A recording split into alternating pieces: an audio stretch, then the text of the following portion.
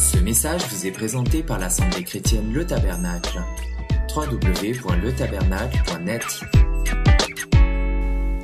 Ce que je vous conseille, c'est avant d'écouter la prédication, de mettre les ceintures de sécurité sur vos chaises, parce que nous allons entreprendre et continuer d'entreprendre ce thème qui est un thème que l'Église du Seigneur essaye d'éviter au maximum, mais que je n'éviterai pas. Je vais vous parler d'un certain endroit où il ne ferait pas bon d'y aller. Est-ce que l'enfer est un mythe ou une réalité? Comment la Bible nous en parle? Comment surtout Jésus nous en a parlé? Comment les apôtres nous en ont parlé? Comment l'Ancien Testament nous a parlé de ces choses? Et quelle doit être notre position devant cette réalité? Alors, aux surprises, nous avons vu dimanche dernier que le mot enfer n'existe pas dans la Bible. Le mot enfer n'est pas dans la Bible. Il est simplement un mot que nous avons emprunté, nous, au paganisme. Nous avons emprunté ce mot enfer à la mythologie gréco-latine. Et d'ailleurs, quand vous parlez d'enfer aux gens, ils savent très bien de quoi on parle. Ils n'ont pas besoin d'avoir lu la Bible pour comprendre ce qu'est l'enfer. Ils le savent. En réalité, Jésus nous a jamais parlé de l'enfer. Il nous a parlé de la Géhenne. Il nous a parlé de l'Hadès. Il nous a parlé du séjour des morts, mais il n'a jamais parlé d'enfer. Et s'il existe un tel lieu, je vous rassure tout de suite qu'à l'origine, l'enfer n'avait pas été créé pour nous. Il a été créé pour le diable et pour ses anges. Alléluia. Vous êtes bien conscient de ça? Pourquoi Dieu avait créé cette chose? Parce que dès le départ, quand Satan s'est rébellé contre Dieu, il était le chérubin oint, il avait une onction, il présidait à la louange dans les lieux célestes en présence de Dieu. Et quand Satan s'est révolté, n'est-ce pas, qu'il a voulu s'élever au-dessus de Dieu, Dieu l'a précipité sur la terre. Et l'enfer était destiné pour lui et pour ses anges. Il n'était pas question à l'origine que l'homme aille en enfer ou aille dans la Géhenne. Il était dans le plan de Dieu qu'au départ, l'homme vivrait en communion éternelle avec Dieu. Telle était la position d'Adam. Mais malheureusement, nous avons chuté, Adam a chuté, Ève a chuté, le premier couple a chuté. Alors, ce mot enfer, je le viens de le dire, n'est pas un mot biblique. Il est simplement un mot qui a été emprunté au langage vulgaire qui est dans le monde teinté de paganisme et qui a hérité de ce mot par la mythologie des Grecs, des Romains, etc. Et nous, les chrétiens, nous nous sommes emparés de ce mot pour appeler la Géhenne enfer. J'espère que depuis dimanche, vous avez cherché dans vos Bibles, que vous avez été comme des Béréens, scrutant si le pasteur n'avait pas dit une bêtise, scrutant si vraiment le mot enfer n'est pas dans l'Écriture. Et qu'est-ce que vous avez trouvé? Rien du tout. Rien du tout. Vous n'avez pas trouvé une seule fois le mot enfer. Par contre, vous avez trouvé le mot Géhenne. Vous avez trouvé le séjour des morts.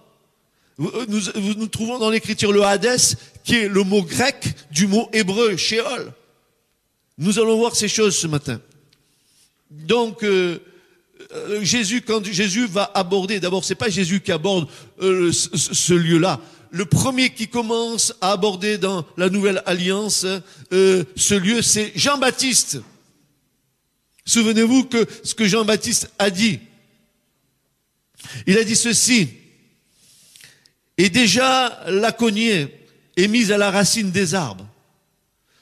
Tout arbre qui ne produit pas de bons fruits est coupé et jeté au feu. Alors, certains ont pensé que Jean-Baptiste parlait des arbres. Des arbres qui sont dans votre jardin, ou des arbres qui sont le long de la route. Il n'est pas question de là d'arbres en tant que plante. Il est question d'arbres en tant qu'homme. Il est question que si un homme ne pose pas de bons fruits dans sa vie, il va être coupé et jeté au feu. Mais me diriez-vous, frères et sœurs, mais on nous a enseigné Et j'ai été enseigné dans l'amour de Dieu. Et je vais vous dire ce matin, cela est une réalité. Oui, l'amour de Dieu est véritablement ce qui est Dieu. Mais nous avons omis, et l'Église du Seigneur a omis l'autre partie de Dieu, qui est sa justice. Dieu est amour et justice.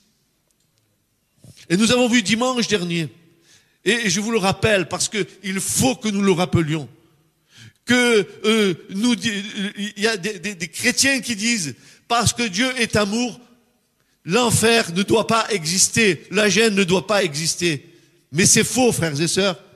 Si Dieu est amour, pourquoi alors ce Dieu-là, que nous estimons un Dieu rempli de compassion et de miséricorde, a envoyé son Fils à la croix pour qu'il puisse mourir pour nous laver de nos péchés? Si l'amour de Dieu était aussi grand, comment se fait-il que Jésus est venu à la croix pour mourir pour nos péchés? Il n'y avait pas besoin de cette œuvre.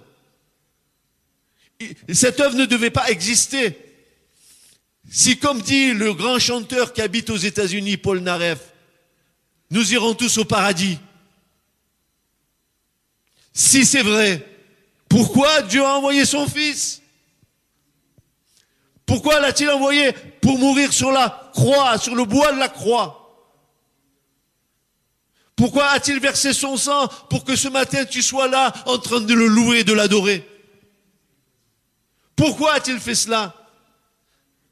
Parce que Dieu sait très bien qu'il y a un endroit où si, pendant ta vie terrestre, tu n'as pas pris la main que Dieu t'a tendue, tu vas aller certainement dans ce lieu-là. La mort et la mort physique, la mort d'un homme, la mort d'une femme, met un terme au temps de la grâce. C'est pendant que tu es vivant que tu saisis la main de Dieu. Car dans le séjour des morts, il n'y a aucun mort qui pourra te louer. Aucun mort ne peut te louer. C'est les vivants qui te louent. C'est les vivants qui t'adorent, dit le Seigneur. Et Dieu te donne la main pendant tout ton temps terrestre. Depuis que tu nais jusqu'au terme de ta mort, Dieu va te tendre la main. Dieu va t'appeler. Il va t'appeler tout le long de ta vie jusqu'à ce que tu te tournes vers lui. Et cela va t'éviter non seulement d'aller dans ce lieu-là, mais d'avoir la certitude de la vie éternelle dans ta vie. Je continue. Jean le Baptiste a dit, tout arbre qui ne produit donc pas de bons fruits est coupé et jeté au feu. Et il dira au verset 12 qu'il y a quelqu'un qui vient derrière lui en parlant de Jésus. Il dit, il nettoiera entièrement son aire et assemblera son froment dans le grenier, mais il brûlera la balle au feu inextinguible, c'est-à-dire au feu éternel.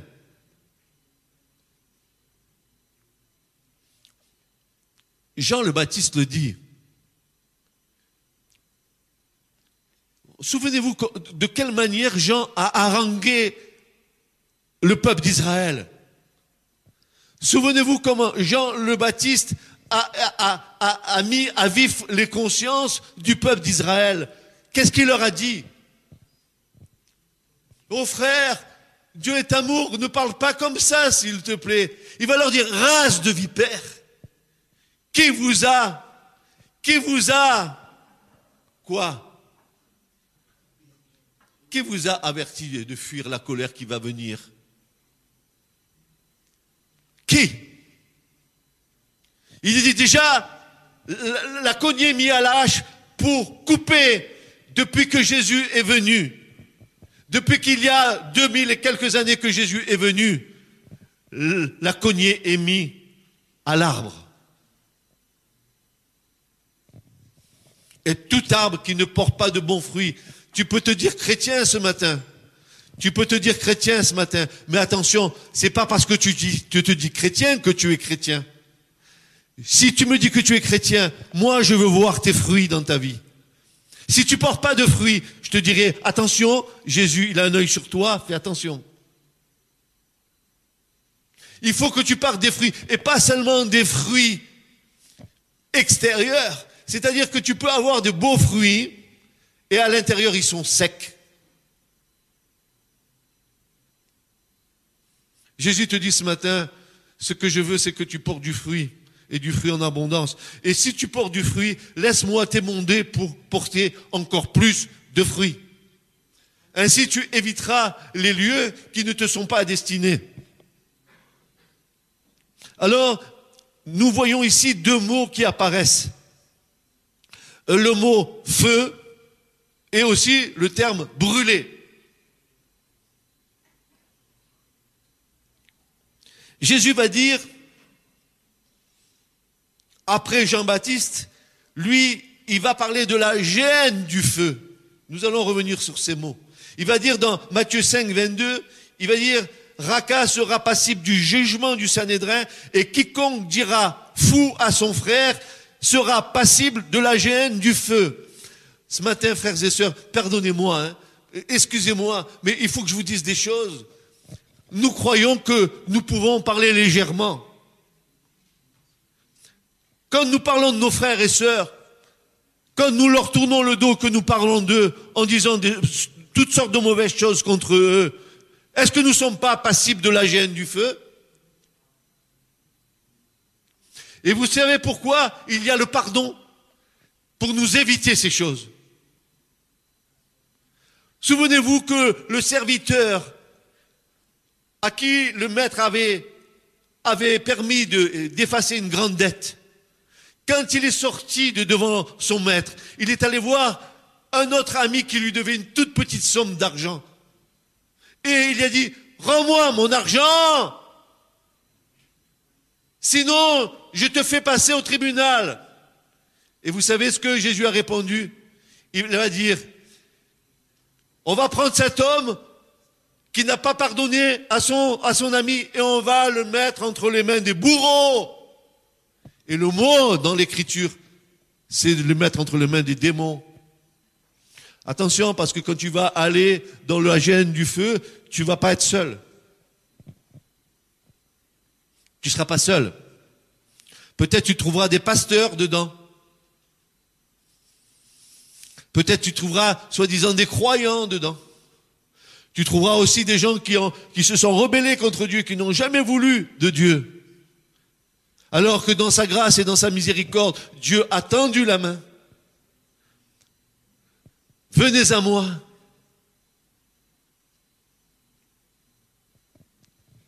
La gêne du feu. Et à un moment donné, le Seigneur va commencer à affiner ce lieu. Il va nous donner une perspective de plus en plus claire. Il va y ajouter des éléments au fur et à mesure de son ministère. Il va ajouter à ce lieu des éléments qui vont nous faire comprendre que, attention, c'est pas ce que nous croyons, c'est ce que Jésus a dit. C'est différent. Voilà ce qui va être dit.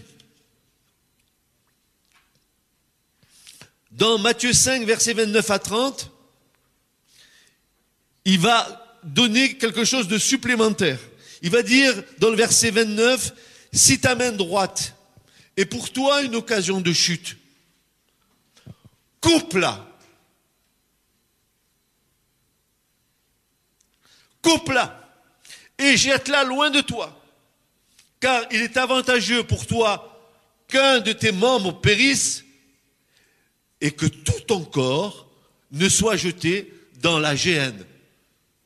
Tout ton corps dans la géhenne. Il est dit, mais si ton œil droit est pour toi une occasion de chute, arrache-le, jette-le loin de toi, car il est avantageux pour toi qu'un de tes membres périsse et que tout ton corps ne soit jeté dans la géhenne. Alors, il est question maintenant, il existe une géhenne où il y a du feu qui brûle, et voilà qu'il est question maintenant de jeter le corps tout entier dans la géhenne. C'est pas fini. Ça va aller en simplifiant. Parce que Jésus veut nous faire comprendre ce qui est bon pour nous. Si Jésus donne autant de descriptions, c'est pour que nous nous détournions de nos mauvaises voies. Tu ne peux pas suivre le Seigneur en étant un pied dans le monde et un pied avec Jésus. Impossible. C'est ce que Élie a dit à Israël. Il a dit, pourquoi vous claudiquez des deux pieds? C'est-à-dire, pourquoi vous êtes à cloche-pied sur les deux pieds? Pourquoi avez-vous un pied dans le monde et un pied avec Dieu? Ou c'est Dieu qui est Dieu, et soyez avec Dieu, ou alors restez dans le monde. Alors, comment que le Seigneur pouvait nous décrire ce lieu? Qu'est-ce que le mot Géhenne? Et on l'a vu dimanche dernier, je le reprends parce que il y a besoin peut-être d'éclaircir quelques points encore. Le mot Géhenne, c'est un lieu qui se trouve près de Jérusalem, dans la vallée qu'on appelle la vallée d'Hinnom. C'est dans cette vallée-là, près de Jérusalem, qu'on jetait les cadavres d'animaux et les cadavres d'hommes et toutes les ordures de Jérusalem, et qu'on brûlait au feu toutes ces ordures-là. Et c'était comme un symbole de la gêne du feu que Jésus décrivait. C'est que là, il y avait un feu continuel qui brûlait matin et soir, et pendant des années, parce qu'on devait consumer toutes les ordures, toutes les carcasses d'animaux, ça brûlait du matin jusqu'au soir. Et Jésus va prendre cette image pour dire, voilà comme sera la gêne. Alors, ce qui est assez intéressant, frères et sœurs, parce que faut bien regarder l'Écriture. Faut avoir un œil aiguisé. Et quand je suis parti voir le livre de Josué, regardez ce qu'il nous est dit dans Josué 18 et verset 16. Il nous est dit que cette vallée de Hinnom, elle était la suite de la vallée des Réphaïm, qu'elle arrivait jusqu'à Jébus, qui à l'époque n'était pas encore le nom de Jérusalem, mais qui devint plus tard Jérusalem, et qu'elle descendait jusqu'à En-Rogel. Qu'est-ce que ça veut dire tout ça? Savez-vous que la vallée des Réphaïm, c'est la vallée des géants? Savez-vous que dans cette vallée-là, les Philistins ont toujours amené David à les combattre là? Ces fameux géants qui étaient en Israël au moment de la conquête de Canaan, ils se sont toujours opposés au roi d'Israël.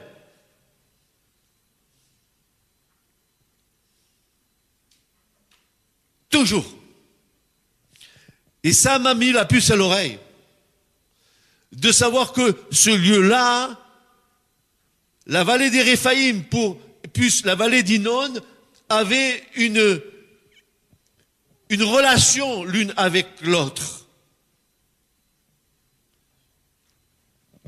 Qu'est-ce que cela veut dire? Qu'est-ce que cela veut dire? Il nous est dit que dans cette vallée d'Hinnom,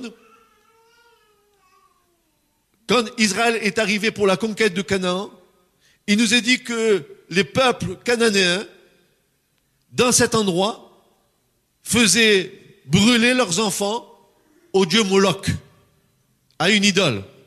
Une grande idole immense de feu, avec un grand ventre ouvert, et on jetait les enfants vivants dedans en sacrifice à l'idole. Là, dans cette vallée d'Hinnom, que Jésus appelle la géhenne du feu.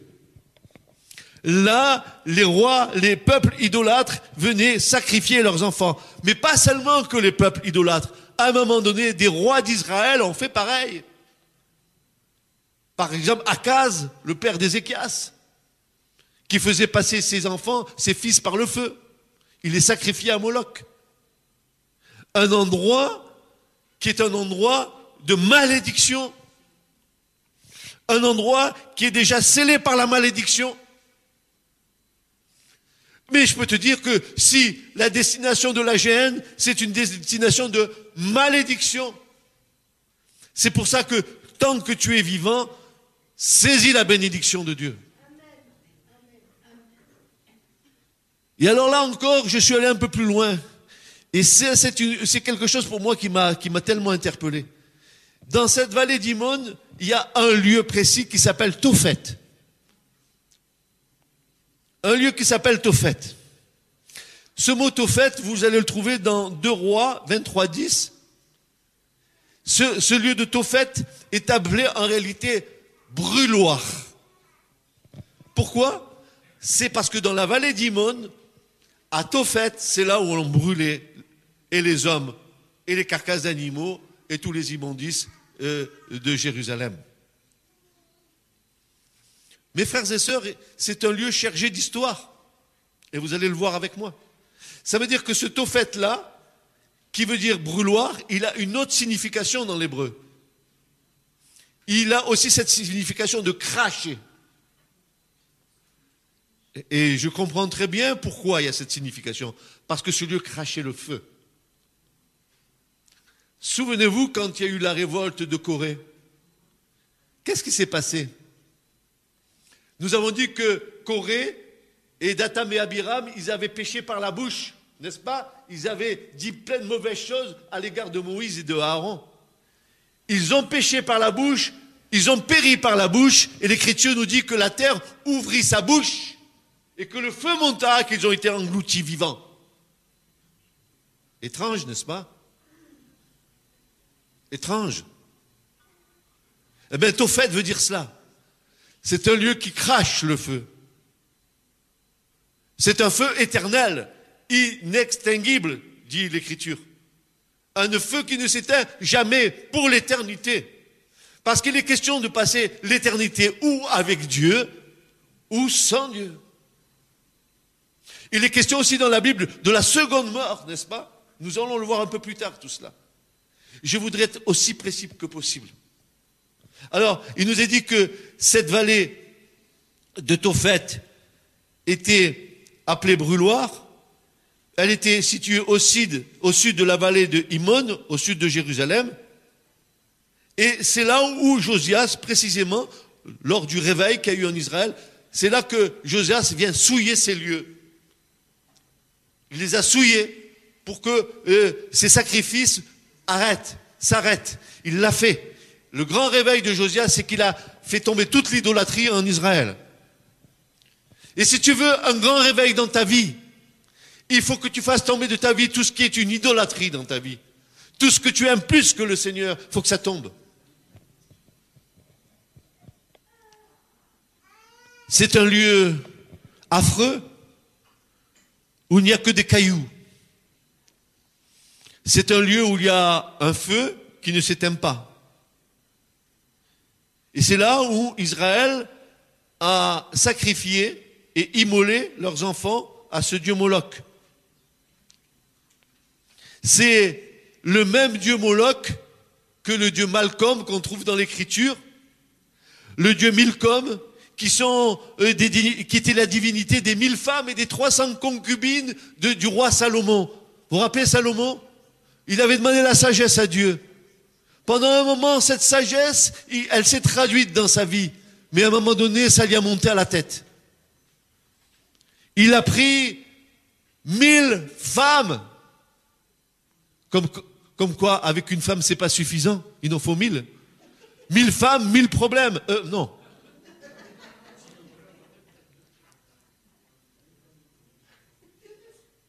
« 300 concubines. Je me demande comment il gérait le planning. Mais toutes avaient rentré en Israël leur Dieu. Et vous savez ce qui s'est passé, frères et sœurs? Écoutez bien. C'est que ils allaient adorer et sacrifier à leurs idoles, vous savez où? Sur le mont des Oliviers. Dans le livre des rois, le mont des Oliviers est appelé le mont de la corruption. Et maintenant, je me pose une question. Pourquoi Jésus a versé son sang au mont des Oliviers? Pourquoi? Parce que le sang de Jésus a purifié cet endroit. Parce qu'il doit revenir au même endroit.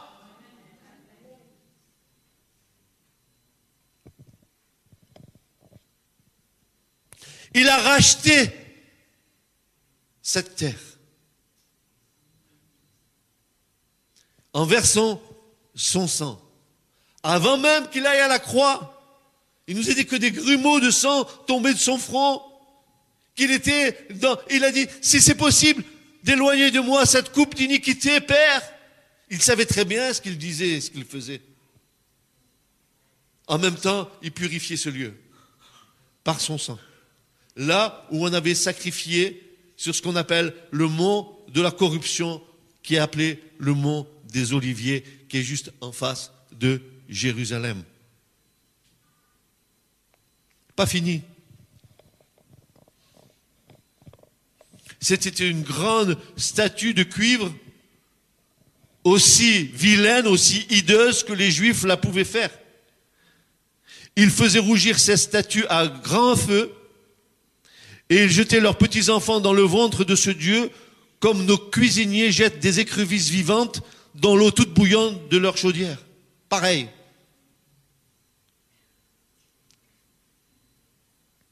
Il nous est dit que Jérémie, le prophète, voulut en vain détourner le peuple juif de ce culte diabolique. En vain, il leur reprocha d'avoir bâti une espèce de temple à Moloch dans cette abominable vallée. Il dit, ils ont édifié des hauteurs dans Tophet qui étaient dans la vallée des enfants d'Imon pour y brûler leurs fils et leurs filles par le feu. Et vous trouvez ça dans Jérémie chapitre 7, versets 31 et 32. Le livre des rois nous apprend que Salomon bâtit un temple à Moloch. Mais il ne nous dit pas que ce fut dans la vallée de Tophet. Ce fut dans le voisinage, sur la montagne des Oliviers. Elle fut appelée le mont de la corruption, le mont de la perdition dans 2 Rois 23, 13. Il ne suffisait pas que Salomon ait construit un temple pour l'Éternel. Il en a bâti un autre sur le mont des Oliviers à Moloch. Il devait faire plaisir à ses femmes. Si ta femme te demande quelque chose qui est contraire à l'évangile, ne l'écoute pas.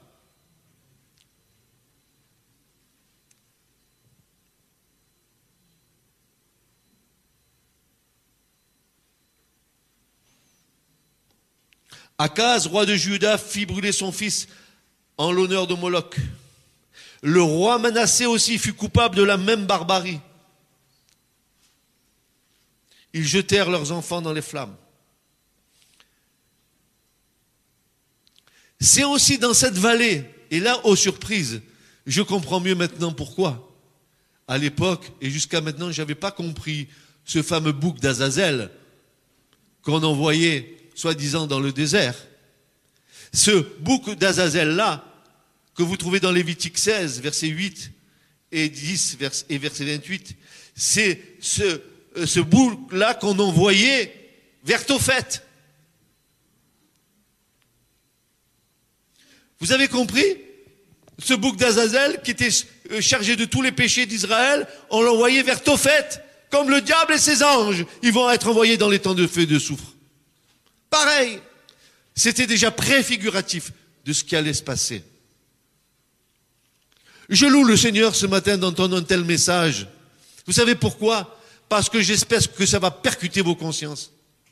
J'espère que ça va ouvrir vos yeux. J'espère que vous allez en finir avec vos raisonnements. J'espère que vous allez en finir avec votre façon de vivre votre foi.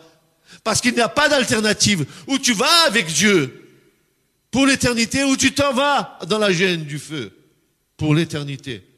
Et je vais te dire, c'est pas réjouissant. On n'a pas commencé à voir comment est le lieu.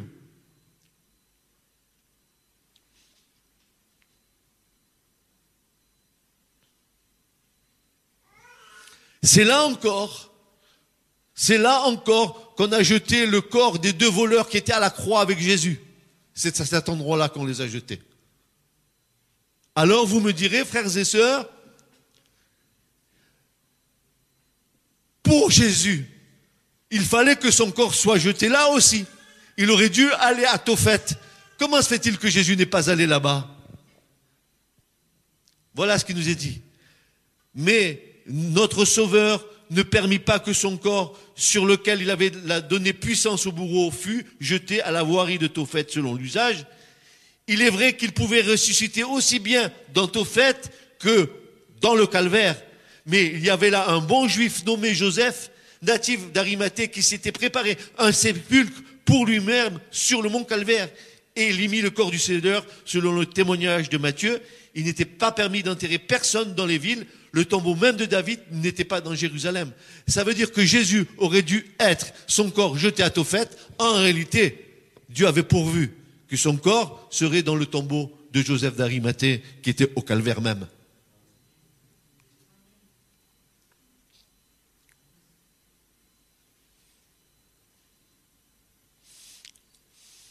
Nous avons un grand Dieu. Nous avons un Dieu magnifique. Magnifique en intelligence, en puissance, en sainteté. Nous avons un Dieu qui a prévu toutes les choses. Il est d'une sagesse, d'une intelligence, d'une connaissance que l'homme ne peut sonder.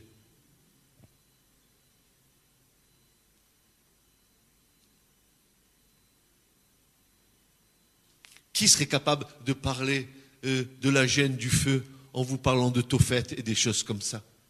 Frères et sœurs, il faut avoir les yeux de l'esprit pour être conduit dans cet enseignement. Sinon, vous allez passer à côté de beaucoup de choses. Et moi, ce matin, je ne veux pas que vous passiez à côté de beaucoup de choses. Je veux que quand vous sortiez de cet enseignement, je ne sais pas combien de temps il durera, un dimanche, deux dimanches de plus, peu m'importe, mais quand vous sortirez d'ici, vous serez conscient qu'il y a une urgence. C'est de dire à vos amis, c'est de dire aux familles qui ne sont pas converties, attention, ne méprisez pas la main tendue de Dieu. Ne méprisez pas le temps de la grâce. Sinon, vous irez dans un endroit loin de Dieu pour l'éternité. Dites-lui, vous irez dans la gêne du feu. Ils savent ce que c'est. Ils connaissent le mot enfer, eux. Comment se fait-il que dans ce monde, on connaît mieux le diable que Jésus?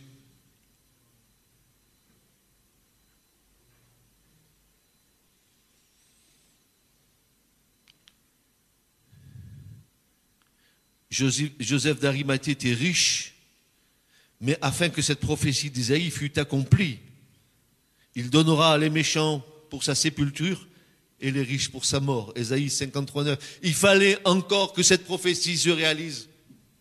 Jésus c'était pas possible qu'il soit jeté comme un vulgaire cadavre à Tophet. Dieu avait prévu 600 ans avant qu'un homme qui s'appelait Joseph d'Arimathée puisse offrir son sépulcre à Jésus pour que son corps soit mis même au calvaire même et non pas jeté dans la vallée de Tophet.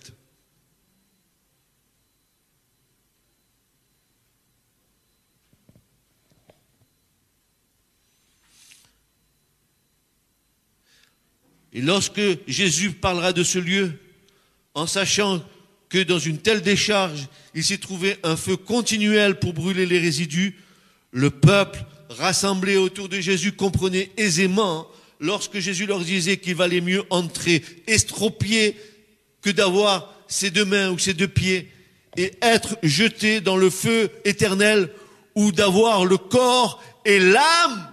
Et voilà, une fois de plus, un élément qui se rajoute. Le corps et l'âme détruits dans le feu de la géhenne. Matthieu 10, 28. Voilà que c'est pas seulement le corps, maintenant c'est aussi l'âme.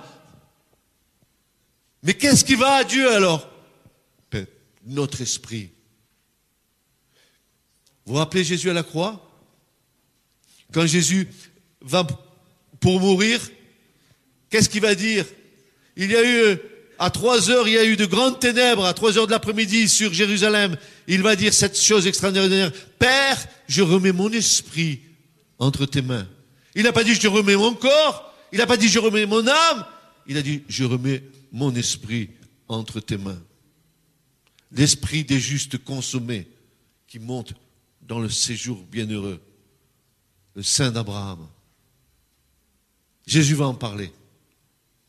Alors voilà, géhenne, feu, arbre coupé, Tophet, puis jeté dans le corps, maintenant c'est le corps et l'âme. Et vous allez voir que ça va augmenter. Parce que quand Jésus enseignait, il allait jusqu'au bout de son enseignement.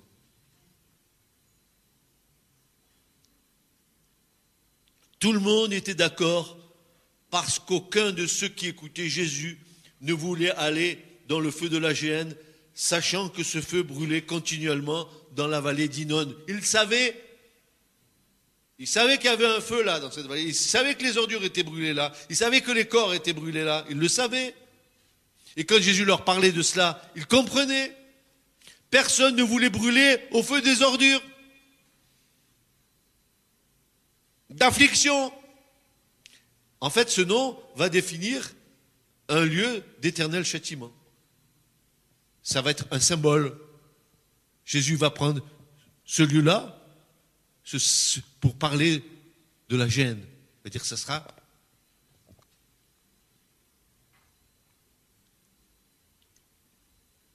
nous irons tous au paradis.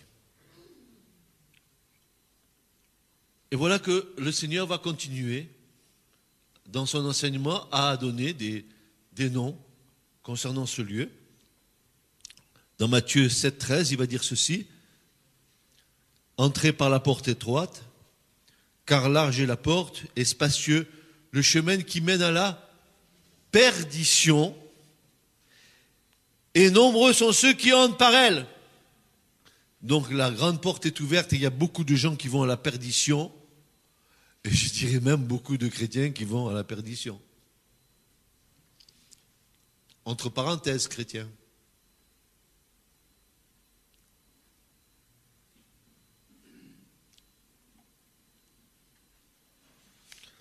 Le mot perdition ici, dans le texte original du Nouveau Testament en grec, le mot grec veut dire plus que perdition. Il veut dire destruction, mettre en ruine, déclarer que quelqu'un doit être mis à mort, voué à la misère éternelle de la gêne. Voilà ce que veut dire le mot perdition. Et écoutez bien, et les évangéliques là, écoutez bien. Vous vous rappelez ce verset que tout le monde aime citer? Dieu a tant aimé le monde qu'il a donné son Fils unique, afin que quiconque croit en lui ne périsse point, mais qu'il ait la vie éternelle. Mais vous savez ce que Jésus dit?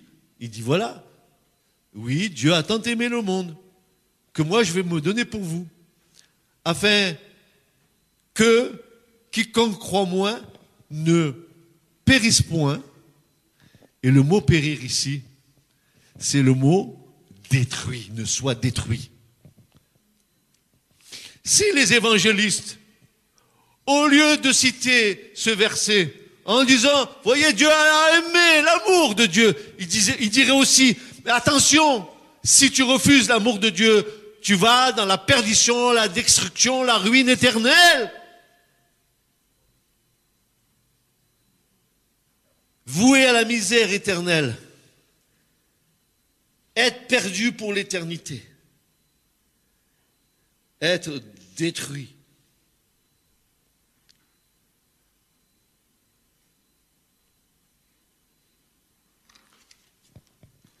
Et souvenez-vous de Jésus. C'est bien Jésus qui parlait à ses apôtres, à ses disciples, dans Jean 15 et verset 6. Regardez ce que Jésus dit. Si quelqu'un ne demeure pas en moi,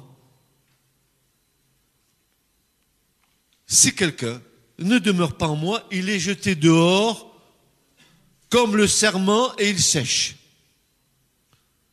Et on les amasse et on les met au feu et ils brûlent. Si quelqu'un ne demeure pas en moi. Qu'est-ce que cela veut dire? Faire une seule plante avec Christ, être en conformité avec sa mort et sa résurrection, être uni par le même esprit avec le Seigneur, être conforme à ce que Jésus nous demande, demeurer en lui, comme lui demeure en nous. Alors, s'il ne demeure pas en moi, il est jeté dehors, comme le serment, il sèche, on les amasse, on les met en feu et ils brûlent.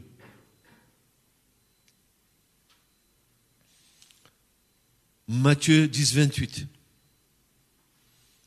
Ne craignez pas ceux qui tuent le corps, et qui ne peut pas tuer l'âme. Mais craignez plutôt celui qui peut détruire et l'âme et le corps dans la géhenne. Et l'âme et le corps dans la géhenne. Je disais dimanche dernier que vous, les chrétiens, ou les hommes et les femmes en général, prennent beaucoup de soin à leur corps. L'été arrive. Il faut que nous soyons beaux sur la plage. Nous allons faire de la gym et d'un régime. Gym avec régime. Ça s'accorde. Mais à quoi ça te servirait de te regarder et dire, petit miroir, suis-je la plus belle ou suis-je le plus beau? Si ton âme et ton corps est jeté au feu de la géhenne.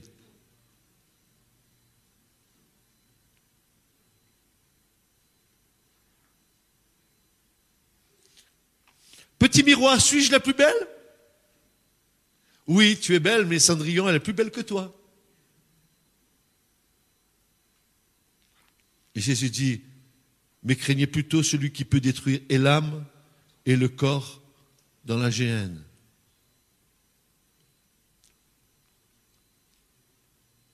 Alors mes petits frères anglais, là, je ne sais pas d'où vous êtes, beaucoup d'anglais ici, j'ai beaucoup d'anglais. Je ne sais pas ce que vous êtes venus faire ce matin ici. J'espère que vous allez passer une bonne semaine, que vous n'aurez pas une gastro-entérite de tout ce que vous allez entendre. Vous êtes tombés comme un cheveu dans la soupe. Mais Dieu vous parle ce matin.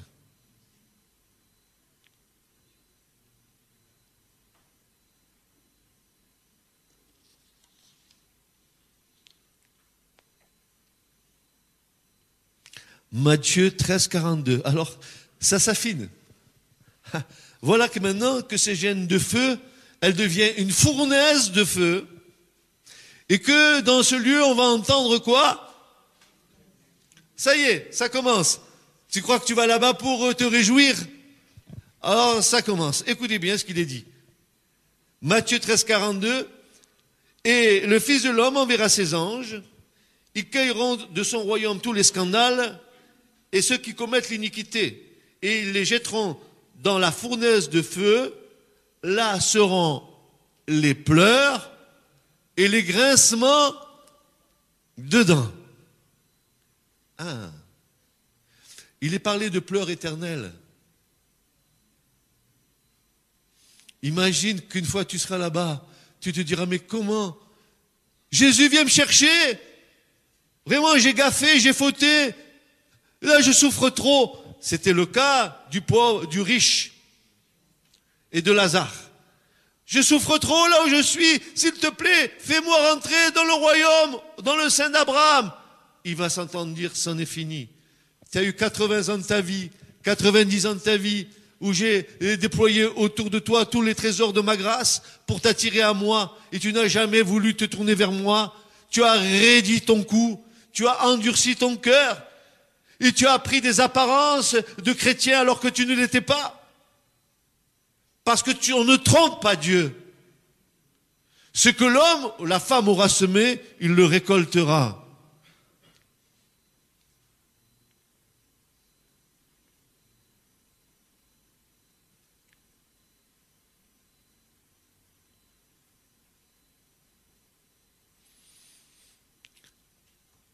Fournaise de feu,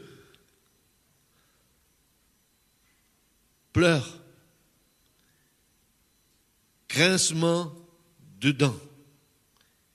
Dans Matthieu 18, versets 8 à 9, il nous est dit qu'ils seront jetés dans un feu éternel.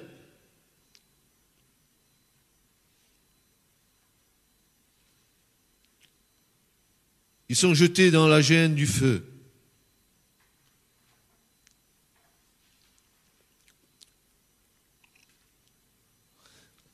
Matthieu 23, 33, serpent, race de vipère, comment échapperez-vous au jugement de la géhenne? C'est un jugement. Tu comprends ce matin, Église? c'est que ce que tu entends te rend responsable. Tu ne pourras jamais dire devant Dieu que tu n'as pas entendu. C'est pour ça que Jésus dit, faites attention à la manière dont vous écoutez. Il y a pour toi des paroles de vie éternelle qui sont à ta disposition en ce jour. Il faut que tu t'en saisisses. Il faut que tu donnes la main au Seigneur. Il est temps de revenir à l'Éternel. Vous vous rappelez, quand on a commencé cet enseignement dimanche dernier, ce que le Seigneur va dire par la bouche du prophète, permettez-moi de vous le rappeler.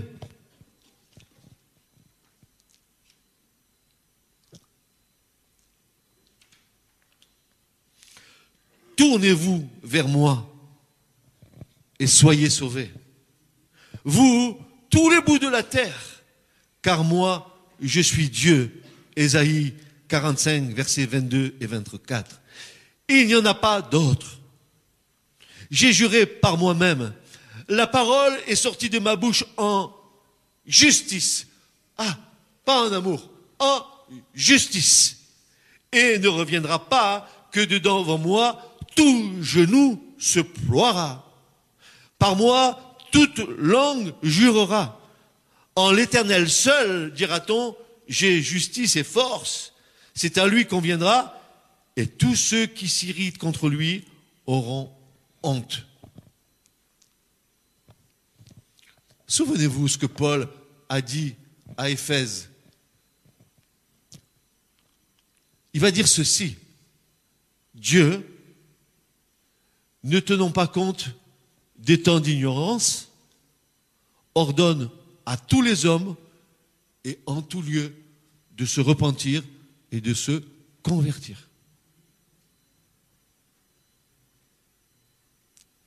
Acte 17. Dieu,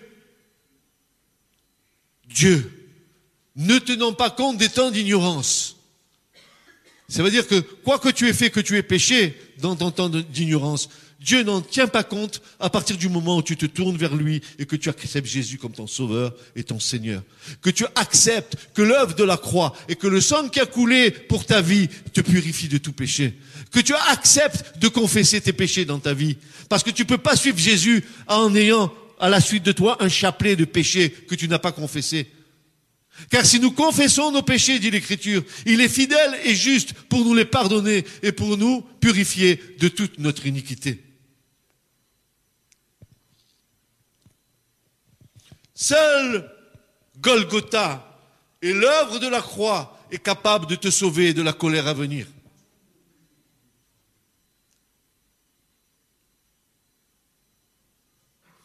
Je vais même te dire, la clé du royaume de Dieu, c'est l'œuvre de la croix, c'est Golgotha.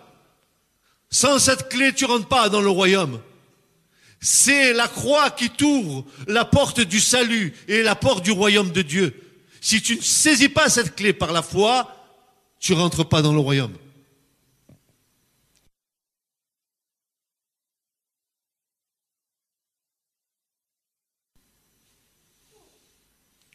Et c'est là où ce que nous disions au départ va se trouver être vérifié par les paroles de Jésus. Dans Matthieu 25, 41, Jésus va dire ceci. Alors il dira à ceux qui sont à sa gauche, allez-vous-en loin de moi, maudits, dans le feu éternel qui est préparé pour le diable et pour ses anges. Frères et sœurs, permettez-moi de vous dire que la gêne du feu n'était pas préparée pour les hommes. Si nous y allons, c'est parce que nous avons péché. Mais les temps de feu et de soufre, la gêne du feu était préparée pour le diable et pour ses anges.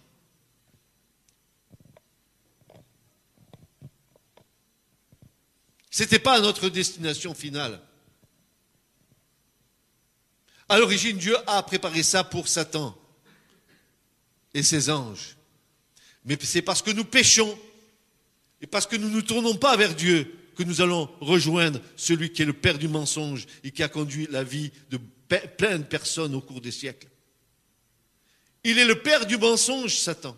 Il a entraîné derrière lui une filiation d'enfants menteurs, pécheurs, la semence de Caïn. ceux-là iront dans la gêne du feu. Attention, vous allez voir ce que dit l'Apocalypse, que les menteurs, que les voleurs, que les timides, mais pas dans le sens que je suis timide, non. C'est autre chose, on le verra tout à l'heure, n'hériteront pas du royaume de Dieu.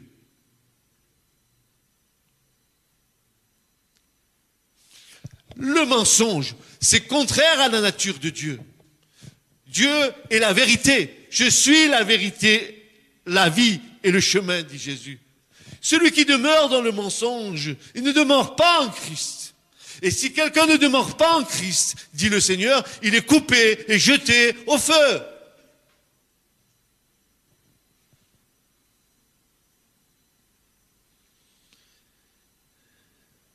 Oui, quand la séparation va se faire, ceux qui seront sur la droite du Seigneur, et nous verrons qui sont-ils ces gens-là. Pourquoi sont-ils mis à droite? Et je vais encore te dire une vérité ce matin, toi qui crois. Je vais te dire encore une vérité, si que tu le veuilles ou pas, si tu n'es pas scellé de l'Esprit de Dieu, si tu n'as pas la marque sur le front, fait par le Seigneur lui-même, eh bien, tu n'es pas enlevé avec le Seigneur dans les airs. Et 2, tu iras là où tu es destiné à aller.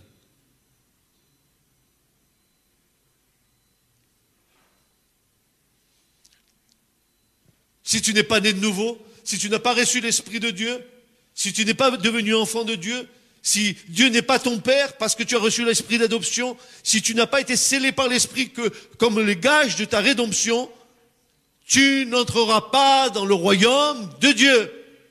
Tu ne peux pas te prévaloir d'une famille chrétienne. Tu ne peux pas te prévaloir que tu as suivi Jésus si tu n'es pas né de l'Esprit.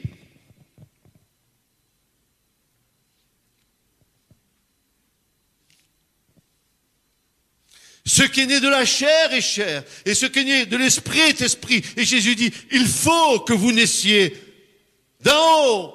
D'en bas, vous êtes déjà nés dans la chair. Ça se voit d'ailleurs. Hein. Ça se voit, parce que la chair, elle en fait des choses. Hein.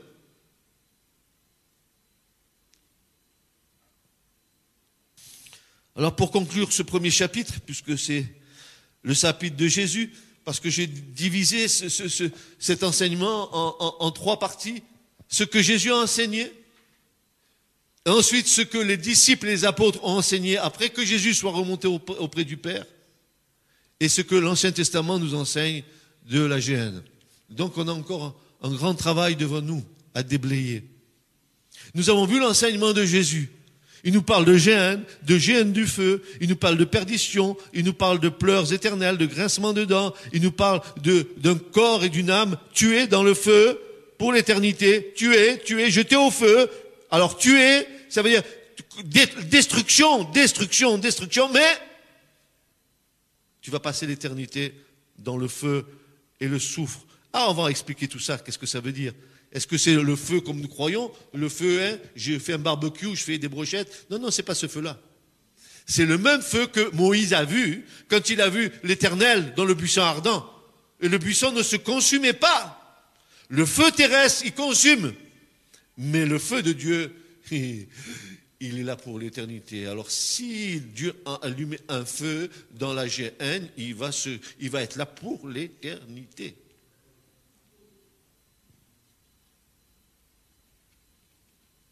Oui, avant d'aller rejoindre les apôtres et les disciples, il y a encore... nous allons faire une petite virée dans l'Apocalypse. Vous voulez bien? Jésus aussi est dans l'Apocalypse, n'est-ce pas? Et il est au centre de l'Apocalypse. Nous allons prendre Apocalypse 14, versets 9 à 11.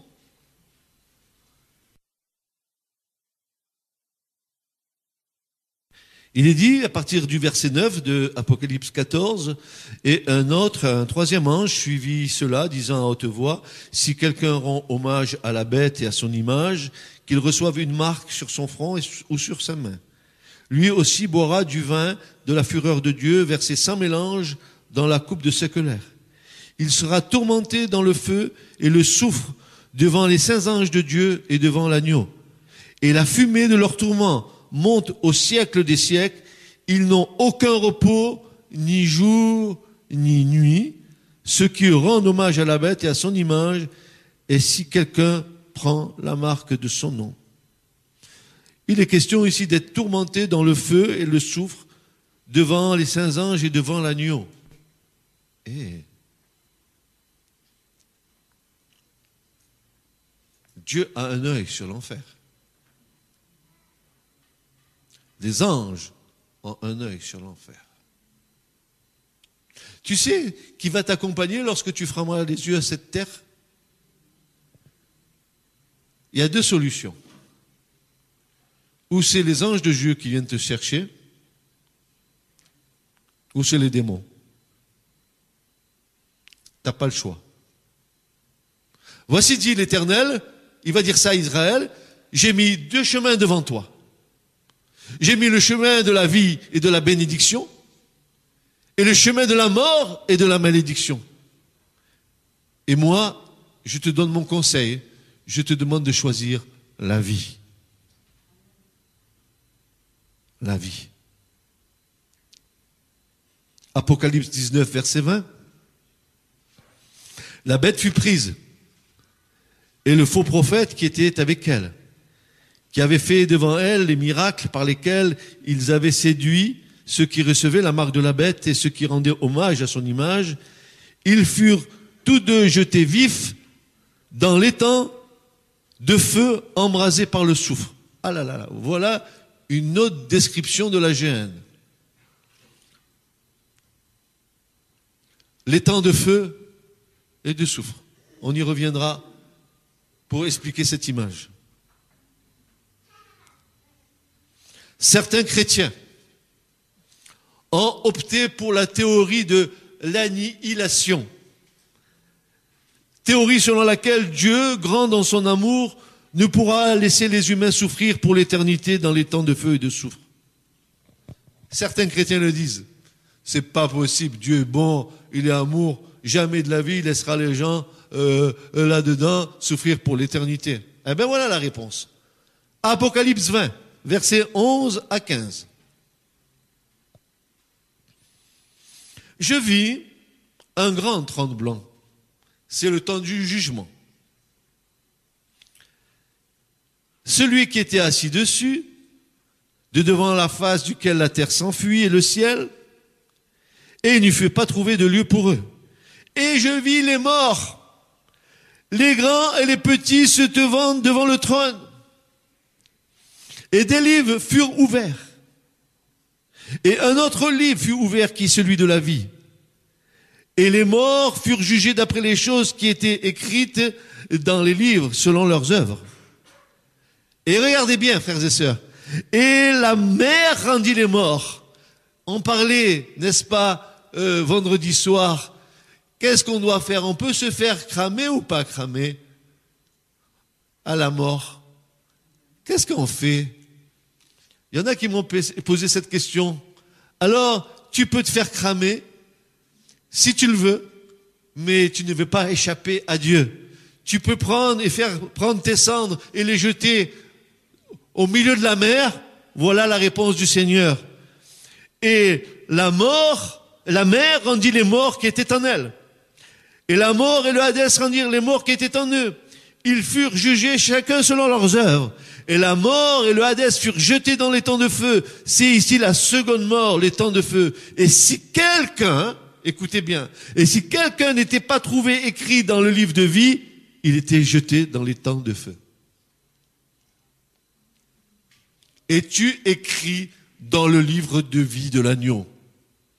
Est-ce que ton nom est écrit dans le livre de vie de l'agneau?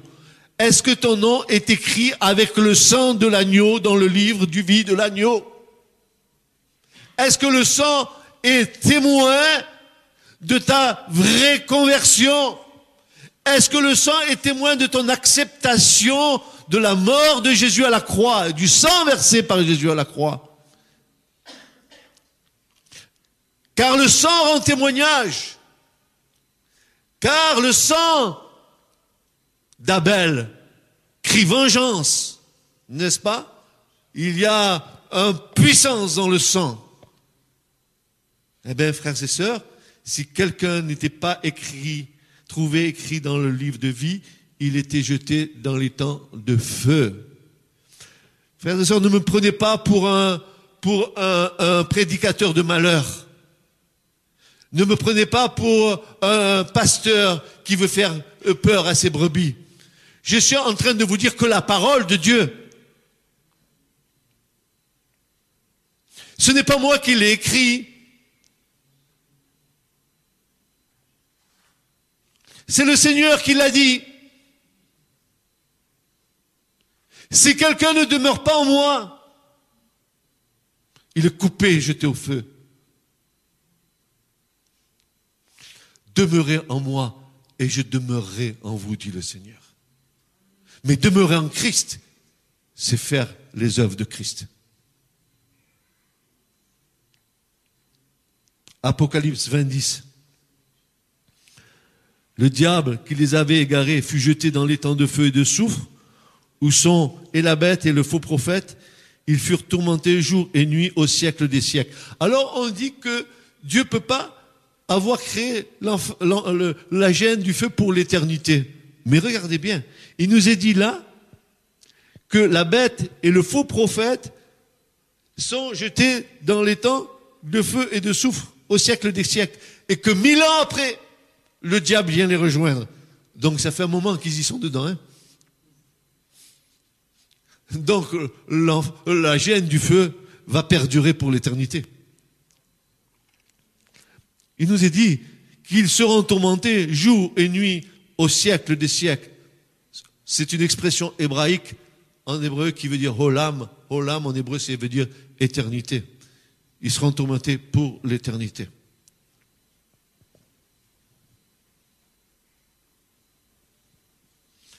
Il y a dans le Nouveau Testament une image de ce que ça peut être, n'est-ce pas? Vous vous souvenez du riche et du pauvre Lazare dans son temps terrestre où il était méprisé par le riche. Et puis quand les deux meurent, il y en a un qui va aller porté par les anges dans le sein d'Abraham et l'autre qui va aller dans le Hadès. Le Hadès, c'est la géhenne, c'est le mot grec du Nouveau Testament pour parler la géhenne de l'Ancien Testament. Il est dit, et en Hadès, levant les yeux, il était dans les tourments. Il voit de loin Abraham et Lazare dans son sein, et s'écriant, il dit, Père Abraham, aie pitié de moi, et envoie Lazare afin qu'il trempe dans l'eau le bout de son doigt et qu'il rafraîchisse ma langue. Car quoi? Car quoi? Car je suis tourmenté dans cette flamme. Mais Abraham dit, Moïse, mon enfant, souviens-toi que tu as reçu tes biens pendant ta vie. Mais Abraham dit, mon enfant, souviens-toi que tu as reçu tes biens pendant ta vie. Et Lazare, pareillement, les mots. Et maintenant, lui est consolé. Et toi, tu es tourmenté. Et outre cela, un grand gouffre est fermement établi entre nous et vous, en sorte que ceux qui veulent passer d'ici vers vous ne le peuvent, et ceux qui veulent passer de là ne traversent pas non plus. Quand tout à l'heure nous avons dit que Jésus et les anges voyaient ce qui se passait dans la géhenne du feu, le voilà. Il y a un fossé entre les deux, mais ils se voient.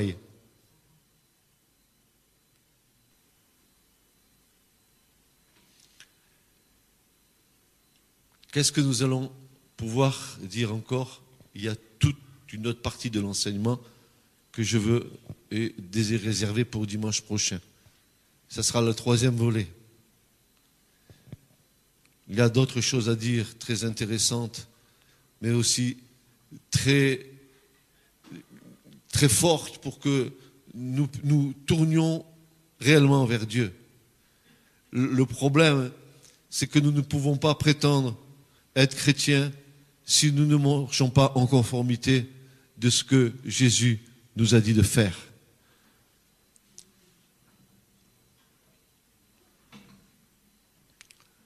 notre foi n'est pas le résultat de nos pensées. Et ce matin, pendant que j'étais en train de prier devant le Seigneur, j'avais ce verset biblique qui est revenu à ma mémoire, où Paul dit qu'il désire que tous les hommes en tout lieu lèvent des mains pures et sans raisonnement.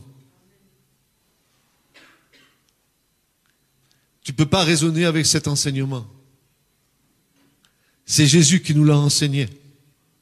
Tu ne peux pas interpréter cet enseignement. C'est très clair.